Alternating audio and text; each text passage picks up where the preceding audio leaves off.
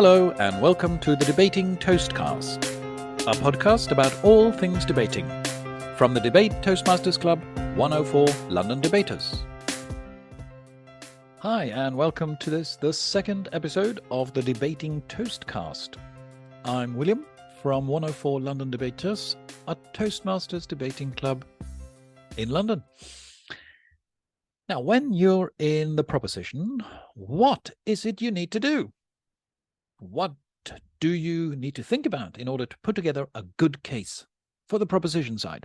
Well, at a recent workshop held by our founding member, the distinguished Toastmaster and debate expert Paul Carroll, he gave us 3 points, or 3 questions, if you like, that you need to answer in order to construct a good case in favor of a particular motion. I think, first of all, though, it's important to point out that when you're in the proposition, you bear the burden of proof. It's up to you to demonstrate, to justify, or prove, if you can, that the case you put forward in favor of the motion. So the motion, let me remind you, is the basic claim that the debate is all about. For example, this house would ban plastic bottles.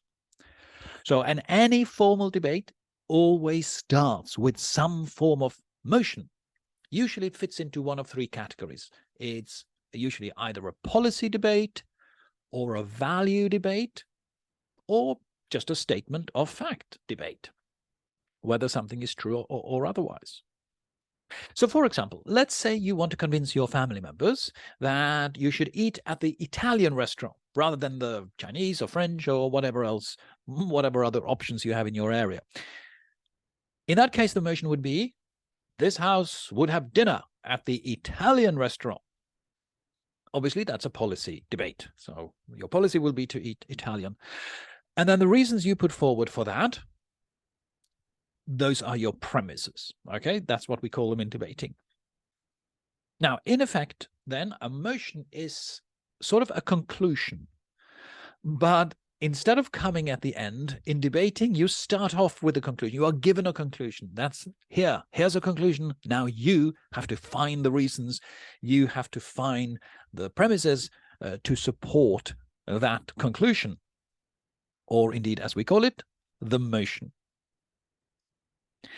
Now, often in a debate, there are many things that are so self-evidently true that you don't really need to spend time spelling it out. With premise 1, premise 2, premise 3, this and that. And if you don't have to do it, then don't, because you have very little time in a debate to make your case. You have a few minutes to speak, then the next speaker comes on. So you don't want to spend a lot of time trying to prove something, for example, that don't need to be proven because everybody agrees on it. Instead, what you want to do is to spend your time proving those things that are, say, controversial or that need to be properly supported with facts, with statistics, with logic, etc., etc. So let's take, for example, in a debate, you say that corruption is bad, and you use that as one of your premises. Well, that's fine. You don't need to spend a lot of time spelling that out in any detail as to why it's bad, because we all agree, we all know it's bad. If the motion in a debate was, say, this house would increase punishment for corruption. So this is the motion, and that's a conclusion. And you are given this, okay, it's your job now to defend this motion. And then we have 2 premises, 2 reasons why we should increase punishment for corruption. 1, corruption is bad. Corruption is bad for society. So that's number 1. Number 2, higher punishment would deter corruption. And therefore, the conclusion is we need higher punishment. Now, of those 2 premises, premise number 1, that corruption is bad, is not something you would have to spend a lot of time on. We all agree how bad it is. However, the second one, that higher levels of punishment would deter, well, that's a bit more controversial perhaps, and you would definitely have to support that with proper evidence or research papers or whatever that can show that is likely to be the case. Now, obviously, under premise one, you may want to say something about how big a problem corruption is, because if it's just a teensy-wincy little problem, then it's no point doing anything about it. And this leads us now back to these three questions that I mentioned at the start, that Paul Carroll suggested we ask ourselves as we are preparing to make a case for the proposition.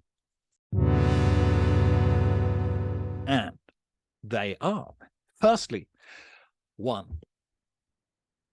What is it you are trying to prove? What are you trying to prove? Well, you're trying to prove the motion. So if we stick with the corruption example, we are trying to prove that it is a good idea to increase the levels of punishment for corruption. Second question.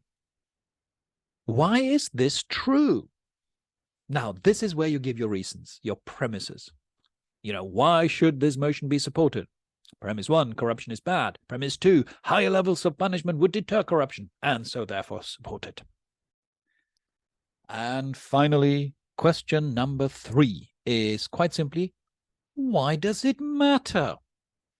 So in a debate, you would want to spell out, obviously, how big and how bad the problem is that you want to solve with this motion.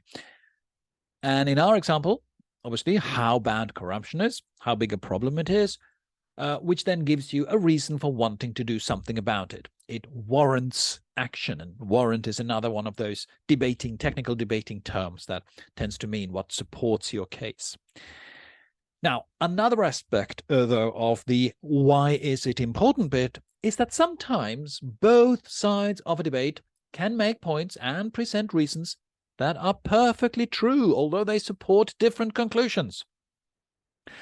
So in our current example, let's say the opposition, the other side of the debate, they might say that proposed increased punishment would deter business and it would end up costing us money and jobs, etc., etc.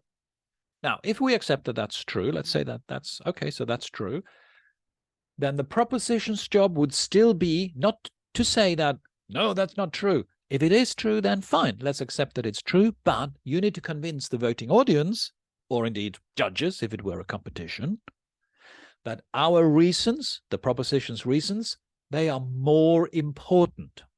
So the size of the problem and the urgency of doing something about it outweighs the potential cost of the policy in terms of a few jobs and business opportunities, etc., etc. So our points weigh more heavily, they are more important, even though both may be true. In other words, a good premise, a good reason given in support of a motion must firstly be true, but it must also be important and indeed relevant to the matter in hand. For example, on the relevancy and important bit, let's say that you give us a premise that actually having harsher penalties for corruption would make people feel better about being British. You'd have a nice feeling. Now, again, that may be perfectly true, but it's not really very important, is it?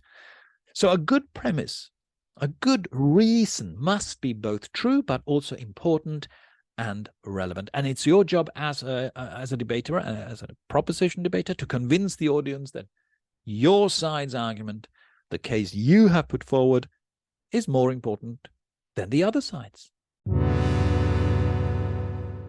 Now, let me try to sum it up. So our debate starts with a conclusion. That is the motion. This is the topic of the debate. It is what you need to support with your reasons, also known as premises. And as you prepare your case, Paul Carroll's 3 questions to you are: 1, what is it you need to prove? Well, so that's the motion. 2, why is this true? So that's the premises. And 3, why does it matter? Why is the motion true? Why are the premises both true and important? And finally, I would just like to give you a quote from a book that I have found immensely helpful and that I would recommend to all debaters, especially those relatively new to debating, or if you just like to have a nice introduction to debating theory, as well as lots and lots of really very practical tips and examples and help. The book is called Art, Argument and Advocacy: Mastering Parliamentary Debate and it's by John Meany and Kate Schuster. I will put a link to this book in the comments section. And the quote is this: "An argument is more than a claim. While a claim asserts that something is so, an argument attempts to prove why that thing is so." Happy debating. You've been listening to the Debating Toastcast.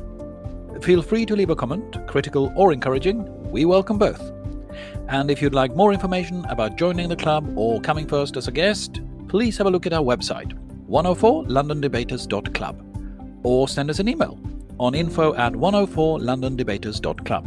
That's info@104londondebaters.club. Thank you for listening.